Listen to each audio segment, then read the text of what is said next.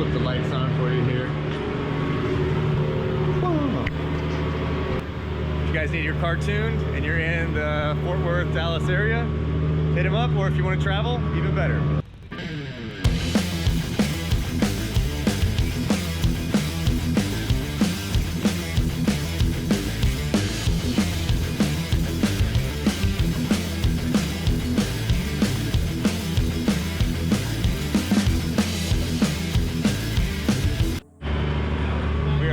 Trackstar Motorworks tonight, doing some tuning. It's Drift Week prep. It's been a grueling week for me, but I'm really excited to be here and finally get to do something fun, which is the tuning part. All right, Ethan, what are we looking at here?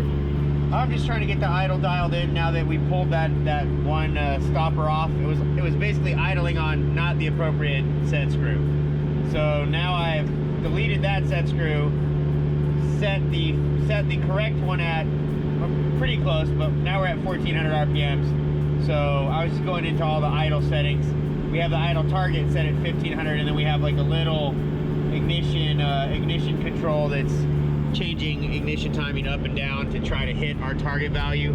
So I want to move the target value down because I don't want to idle at 1500 anymore.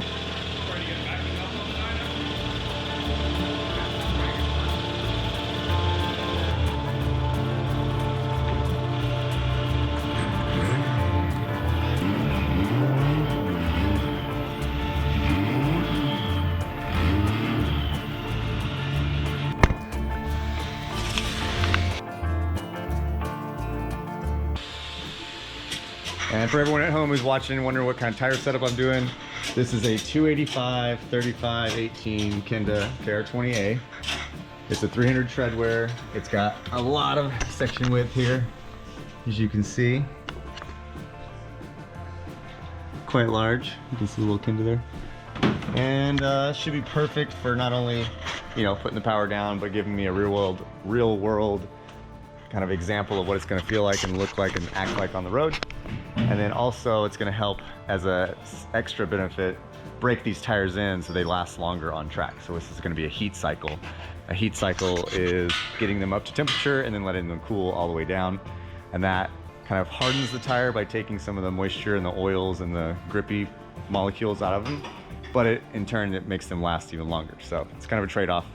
And it's pretty cool because I care more about laps than grip in this car on this trip. Drift Week's gonna be all about having a lot of fun with the friends and, you know, drifting as many laps as we can in tandem. And that's the fun part about it. It's not a competition. So we're not trying to like be 10% better than whoever.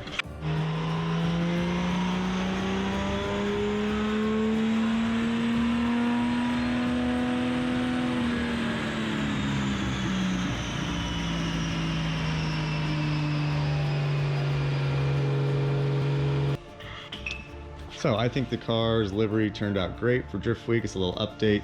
Basically took what I had before, the shredder shards that were going down the side of the car, and I added in some blue chrome and some silver chrome. And then of course I had red chrome of different kind of degrees. I've got 3 or 4 different kinds of red chrome on here, and then a couple different blue chromes.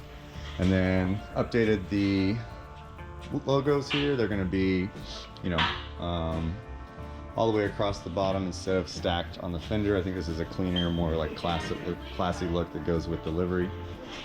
And then I brought the blue in to show off the Seika brakes because it kind of ties in together now with the interior.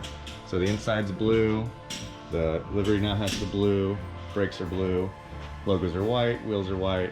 I don't know, I think it's a cohesive theme and I like how it turned out. I think it looks good. So you guys let me know what you think, and you know, I will judge you based on the comments. What do you think, Ethan? You like the update to the livery here? I like it. I like the... Come look at this side, because this is the side that's finished. His logo's not on there yet. The Trackstar... Yeah, well, I don't like that part about it yet. Yeah, I know, right? He's like, I'm not tuning yet. Put the sticker on now. But I liked, I definitely liked this. I mean, you've stuck with this kind of a pattern for a while. Yeah, for sure. I remember like the car being white and having... Yep. Was that the first time that you had? No, I had the graphics when it was both purple and pink, and then in the white though is when I had the blue chrome. Yeah. That was like high contrast with the white, and so this was more of like a subtle with the red on red. Yeah, it looks. I think it might be the best the car's looked. levels. Yeah. Gotcha. All right. So yeah, that was what we did. I mean, that wasn't really all of a pull, and that was like looks like 12 pounds or so. Yeah. 12 pounds, 385, 12, 13 pounds. That wasn't quite all the way to the rev limiter. Yeah. So there you go, 385 on 12 pounds. That's healthier than I remember it being. That's good. It definitely is running differently on the new pump. I've had to already change some things, and it looks like I have some more changes to make. Okay.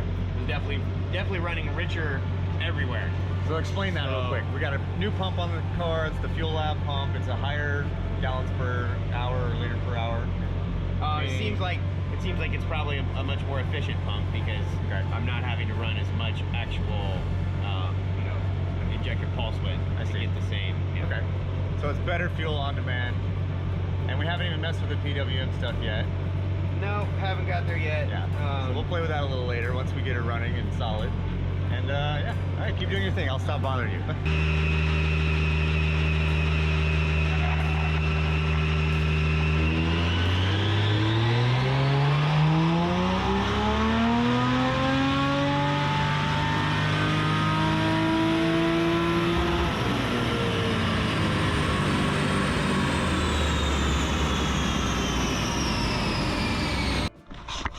So that's it for the dyno sesh. Everything went really good. It put down 420. It's blazing it all the way. 69 pounds of boost, you know what I'm saying?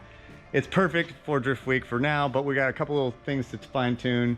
Basically, we're gonna go street drive it, and then Ethan's gonna be able to really kind of work out any of the little kinks, any of the little actual on-road, types of things that might come up. And I also wanna do a nut and belt check and make sure everything else is good, but so far, it's a really confidence-inspiring test here to see her rip on the dyno and not have any major problems. I mean, I had a couple small things, that I had to button up like you do on any car that you just took everything apart on. But overall, we're gonna call this a successful night despite it being like 4 in the morning or something. And yeah, one more step down. Time to go to bed. Aaron and I are comparing our cars now. Mine is done. This is on the dyno.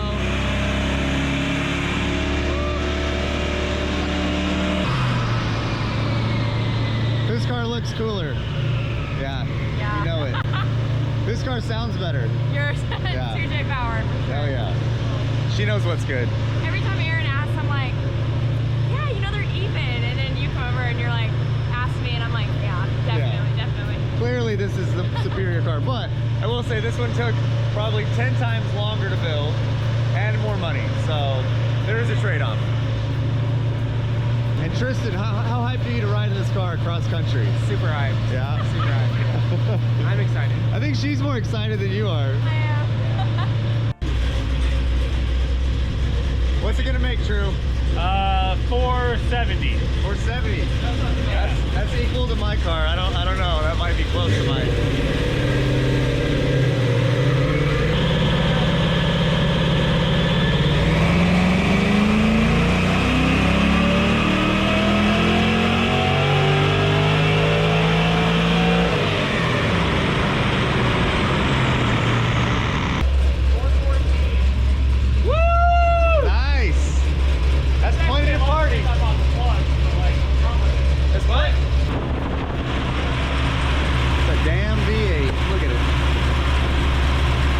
Yeah, it's pretty good. V8 looks like a truck motor. It is not pretty. It's ugly. Oh, Or JZ. I want to show that it's one thing. So Better be just fast, because you you're have almost done. just because you have a great Almost value done. car doesn't mean it has to look great value. Okay, this is the same holes used in the back where I put the zip tie through the back instead of up to the front. The exact same holes. This is how whoever did it. I mean, come on. There's no difference in holes. There's only difference in effort. I'm blind to that. I can't see Yeah, any difference so whatsoever bad. myself. Okay, yeah, you can. You're lying. No, I can't. All right, say goodbye. We have 10 seconds. Is that it? Yeah. Does it show 10 seconds? Okay, bye everybody. My car's better. No, mine is. What do you think? Comment down below. It's the official rollout. We're rolling out. Everybody rolling out.